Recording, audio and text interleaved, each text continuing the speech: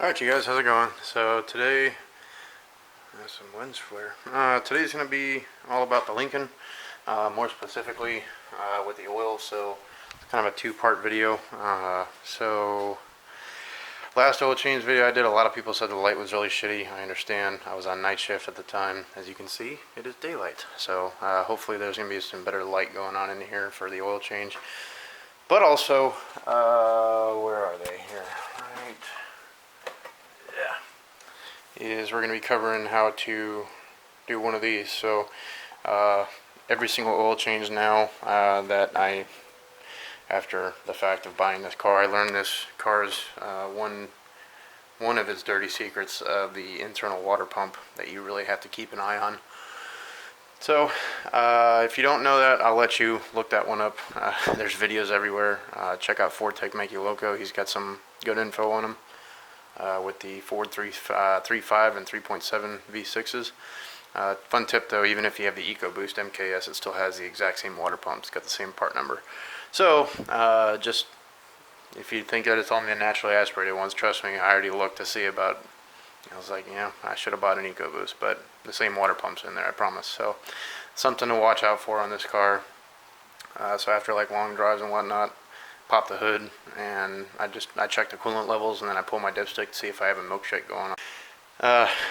This, like the really hardcore version to make sure that everything's going on good inside the engine, is to go get your oil analyzed. So I use Blackstone because it's pretty cheap and they send you these for free. All you do is just pay for the analysis part. So we're going to show catching a sample in this as well as just the oil change.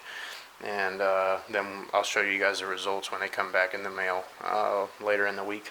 But also, since I really haven't gotten to show it in any of my videos recently, my wife let me spoil myself since I just spoiled her with stuff, and we get to play with this toy. So I haven't shown you guys this yet, but yeah, it lifts this thing completely up in the air. I primarily bought this for the car. I thought it would lift my Ranger over there, but my Ranger's just got like a really, since it's such a short wheelbase, without buying that SUV and truck adapter kit, it's kind of hard to lift it. So, but it lifts this just fine. So it makes everything underneath and tire rotations and brake jobs and all that stuff a lot easier having that. So, but with that being said, we'll go ahead and get the jacks in position and start lifting it up. And I just got done, as per Blackstone's instructions, I just got done driving for about 30 miles. So everything's nice and warm, and all the insolubles, as they call them, inside the oil are now burnt off. And we'll catch a sample. So we're going to go ahead and lift the car up now. Alright, so everything's set up for the quick jack. I got my pump. It's all plugged in. I've got the actual jacks touching the lift points right now. So this is the longest version they offer. I think like the EXT or something, like the 6000 EXT. They were having a sale on them a while ago. But I have this block, the tallest one, facing this way, and then the back one facing this way, to try to maximize like the space in here, if you will, and just the way that the pinch welds are set up for the lifting points. But yeah, that's how they sit in here. Very nicely. And this little plastic like fairing panel, that's okay if it's hitting that. I mean, it's not crushing it per se, but it is riding on it as the rubber on the block condenses and squishes out from just the weight of the vehicle, but it's not going to snap. It's just the plastic's resting on that block. So, but let's go ahead and lift it up. So I lift it up to the highest point, just why not? Because I'm going to be up underneath there and I want a lot of room. So you're going to hear a couple clicks and then a couple more clicks, and then we're going to put it down on the little lock, if you will, the lock detent, the second one. So alright.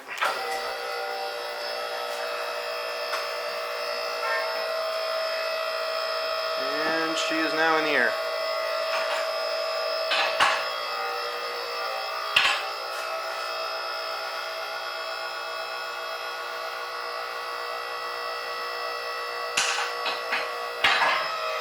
So that's full up, and then what I like to do, just to make sure I'm not going to have, like if I hit down and hit that release valve in the pump, just to make sure like one side's engaged and one side's not, so then my car won't and then go off. I just like to make sure that both of these arms are past the detent mark. So you can see the detent right here and then the little weld point right here. So obviously do not put your arm like in here. There's warning labels for a reason. So this is the unlocked position, so if I were to let that go right now, it would just slide all the way back. So we want it to where it's exposed and it's going to fall down onto that detent. I check this side, make sure it's all good. It's going to run right into it. Hunky dory. So very lightly. Now I have that button pushed. You can hear it. It's trying to go, but it's locked in place now. So, and always before you climb underneath a car, just because, do I love this? Yes. Do I trust it 100%? No. I trust it like 99.9. So, like any lift, give it a good rock before you go and climb underneath this thing. Granted, the tires are still on it, but my face is probably still going to get crushed if this thing were to fall on me. But let's not jinx it.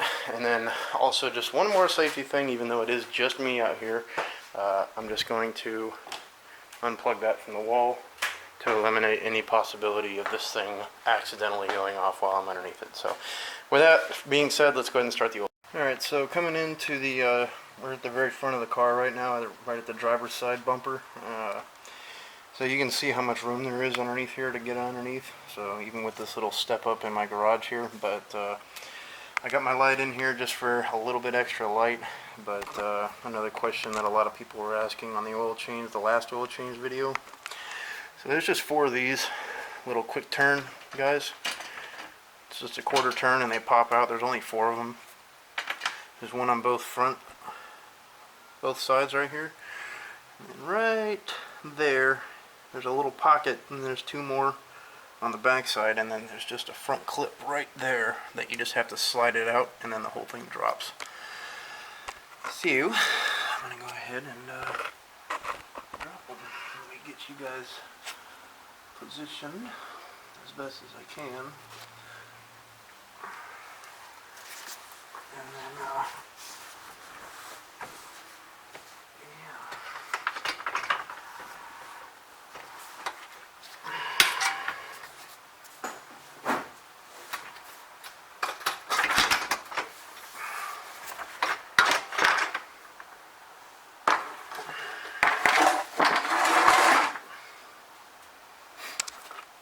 But yeah, that's literally all there is to it. So once you slide it out of this little clip here, the whole thing falls out. But since I do have some better light in here now, there's your oil filter right there at the very front of the car, and then your drain bolt right back there. So, and then this is your transmission / transaxle right there. So, but this is what we're working on today, and this is still pretty warm, so that's what I wanted to see. But yeah, let's go ahead and start taking stuff apart. Alright, so it's a 15 mil bolt. I hope the camera angle's good, but I have my drain pan directly underneath the screen right now, lined up with the way the oil is going to shoot out. And then I've got my little bottle for my oil sample. I'm going to try to catch it halfway stream, so I'm going to let some come out, and then I'm going to catch it as it dies down, because you only need 3 ounces for them to do their testing. And then as the stream sort of dies down, I'm going to move it forward, move you guys around, and then we'll take the oil filter off. For the oil filter, you can use just a standard wrench, but personally I like this guy. It's from Surebuilt. It's a little oil wrench adapter. Oil filter A-cap wrench. It's a 74/76 millimeter 15 flutes. This camera sucks at focusing, and the light is not really dripping at all. But I got this down at AutoZone, and it lines up with the teeth that are in there really good, so it helps out. But yeah. So I've got my bottle ready, my pan's ready. I am ready for motion. I'm pretty sure it goes without saying, but if you just drove, be careful, because your exhaust pipe's right there. So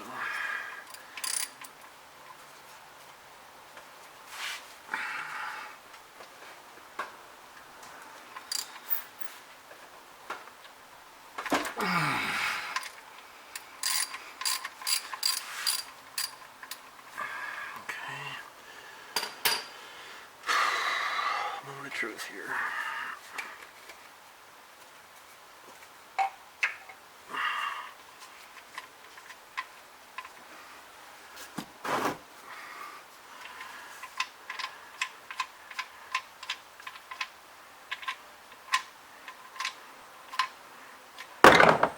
There you go.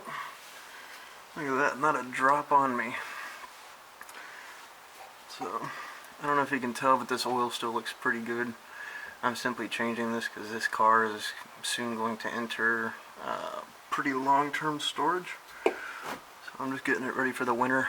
So I just put an entire tank full of stable in here. Just to, you know, keep the gas good throughout the winter.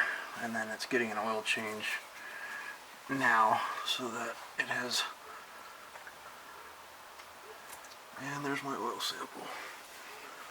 So I'm going to empty a little bit out and call it good. And there you go. So there's my oil sample. It's all good. I'm just going to leave it in here because it did get oil on it. So the stream is starting to die down. And honestly, that oil looks pretty good.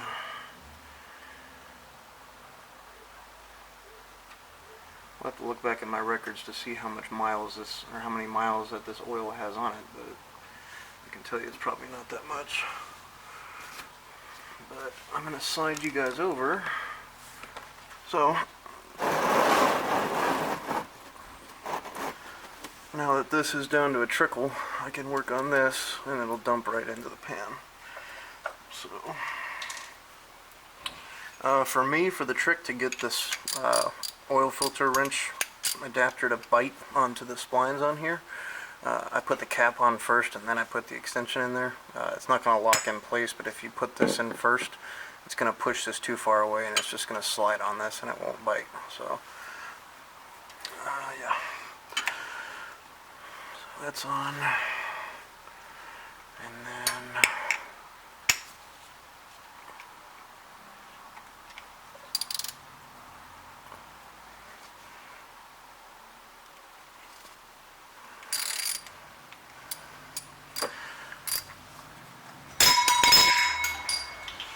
then right before it starts leaking, before you loosen it too much, I like to take that off so the whole thing doesn't fill up with oil.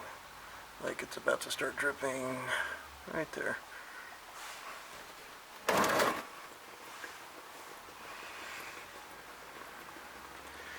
And for me anyway, I just let this thing sit there and do that so that my entire hand doesn't get coated in oil. So that's just me though. It's slowed down to a slow dribble, so I'm going to go ahead and just kind of quickly, because A, it's hot, and B, just to get it off of here.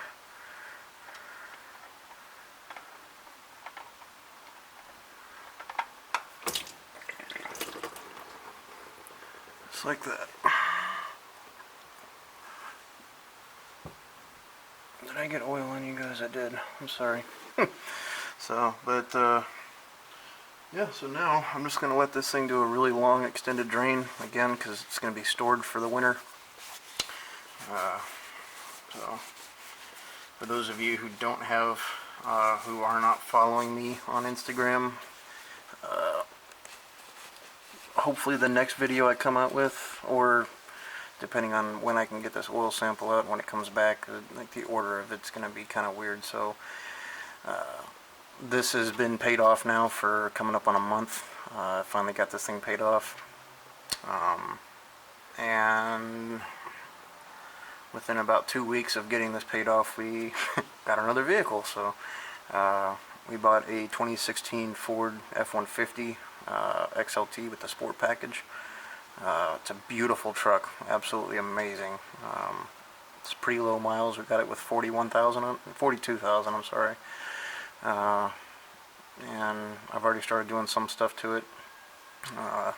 Got an oil change, new air filter, little basic rudimentary stuff like that, but stuff that I know has been done properly and with Ford's filters and fluids and everything. So I'm just waiting on timing because the wife's taking it to work now, and I'm just waiting on timing to be able to do like a release video on it. So that's why this is not being driven as much anymore. So this is now the Sunday fun day car, if you will. So, or the date day car. So for most of this thing's life, it's going to be here in the garage, and I'm waiting, but I'm going to be ordering a car cover from Covercraft, one of their indoor spandex car covers, and then with the dehumidifier on in here and whatnot, in my own little climate controlled garage. I'm just going to keep the miles off of this thing because I have a hunch. I don't want to shoot myself in the foot by saying it, but I have a feeling that give it time and this thing will probably go up in resale value. Like I said, the only Achilles heel to this thing is the engine design on this with the water pump, but if you keep your eye on it like I am with the oil testing, and then it won't bite you. The key is to catch it before it blows your engine up, because that's where it turns into a very expensive, like $10,000 for an engine replacement. Obviously the engine is not 10 grand, but labor and everything. So but I don't know, I have a feeling that this thing's going to go up, because I feel like this is like Lincoln's last true kind of old school luxury sedan before they went to the Continental. And I went and looked at the Continental, and I don't know if it's just me, but it feels like the MKS is bigger in terms of like the interior space, the sheer length. I mean, this car is 17 feet long. So you know, before Lincoln got like super sophisticated with like the Aviator and the Continental and everything else, I feel like this is Lincoln's like last true, like kind of old school, considering the technology that's in this. It's definitely not a town car by any means, but I hope you're kind of getting that drift. So my thinking is just kind of keep the miles off it. I'm still going to drive it. I'm still going to enjoy it for what it is and take it out. And this is still going to be our special car, because let's be honest, this is probably the closest thing I'll ever own to a Bentley. So, and I want to treat it like such, and because we've worked hard to pay this thing off, my wife and I, and we want to keep it nice. So, but yeah, hopefully I'll get that video out soon of the truck so you guys can see that, because it is a beautiful truck. But anyway, I'm going to pop the hood, and I'm going to take the dipstick, pop it out a little bit, and then I'm going to take the oil cap off and try to get some airflow going from the top of the engine down to the bottom, because it is still dripping out a decent amount right there. So, and we'll come back when this thing is pretty much done draining. Alright, so oil flow is now slowed down to a pretty slow dribble. So my drain plug is all cleaned up right there. O-ring's still good. I'm going to go ahead and put that in. Go all the way in by hand, so I know it's not going to get cross-threaded. And I'm just going to wipe this little bit up. Torque spec on this guy is 20 foot-pounds. It's your choice or not. People make fun of me all the time for using a torque wrench on a drain bolt, but it's got a torque spec for a reason. So that's my spiel on that one. So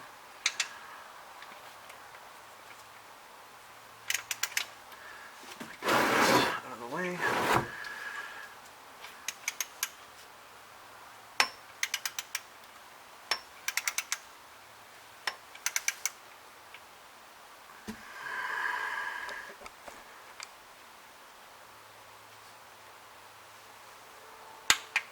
Yep. 20 foot-pounds. So, now that that guy's all torqued down, I'm going to give it one last little wipe for any of that oil that's squished out. I'm going to wipe down my oil filter adapter so it's nice and dry. And let's see if I can get you guys up there. I hope I can. I'm sorry, my tripod is starting to fall apart. I need to get a new one. Anyway, this guy's all wiped down. Let me try to get some better light in there.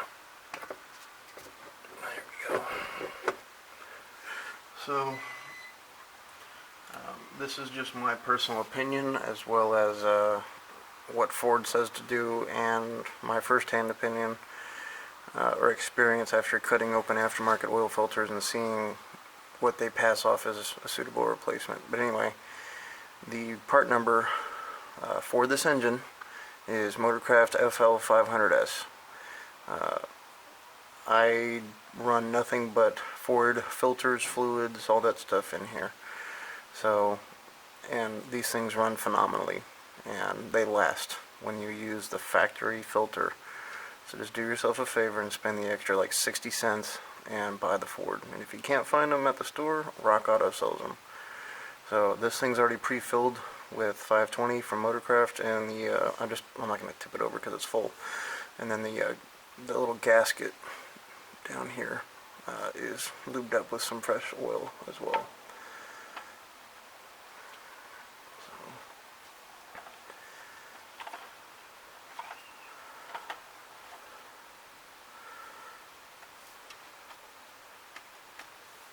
And it doesn't need to be anything crazy tight. Just get it on there. I'm just gonna wipe this stuff down so I can get a little bit better of a grip, but by no means do you have to put a wrench on this thing or anything. Just hand tight is good. So, filter's back in and the plug's torqued down. I'm just gonna wipe down this little bit of engine oil that dripped down on the front of the engine here. And yeah, now we're done, down here anyway. I'm going to leave the shield off down here so that when I go to start it, I can verify that there's no leaks, that this is not leaking, or the drain plug.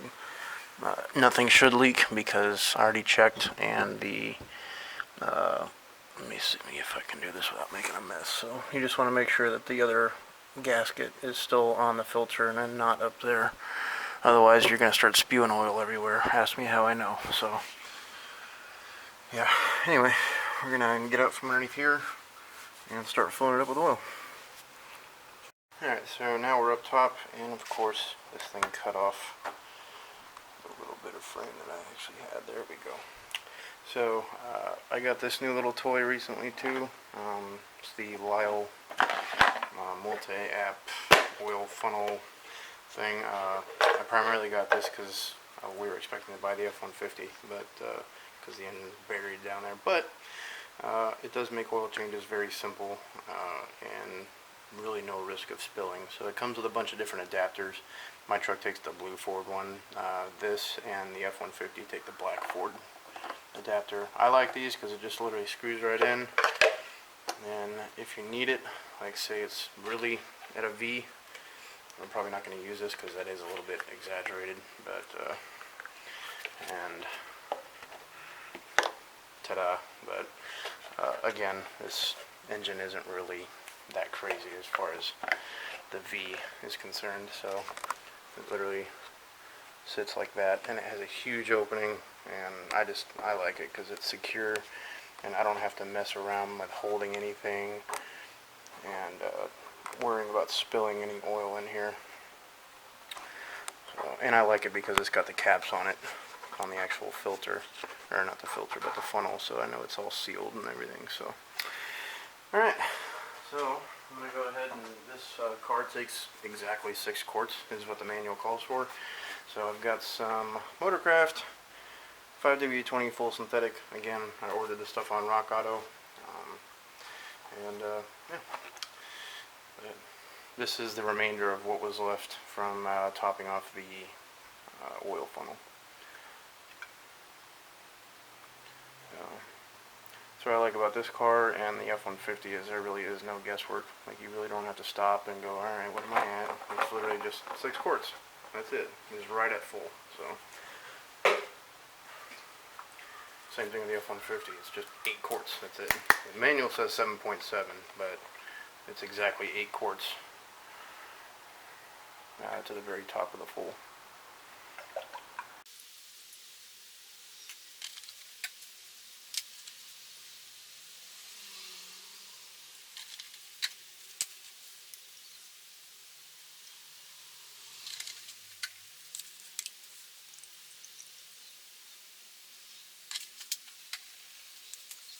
Time for the last one.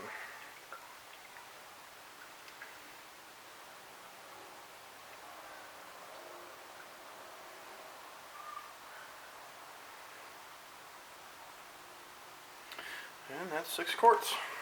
So, pretty easy. But, yeah. So now, what I like to do is just take this bottom cap here, and then I just cap that off. Again, really mess free. That's why I like this oil funnel. Take this adapter off, and I just put it back in there, and then I'll wash it when I'm done. This thing will break down, and like my other oil filter, I like to put these in the dishwasher because it'll get any contaminants out, so I know nothing is getting contaminated from here to the engine. So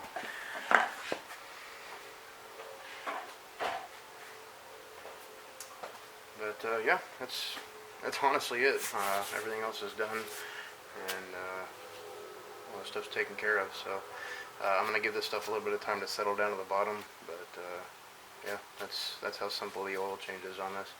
So if you don't have these quick jacks, set of ramps works really good too. So don't think that you need to have these quick jacks and all this stuff just to do your oil change. Like, that's just not necessary. So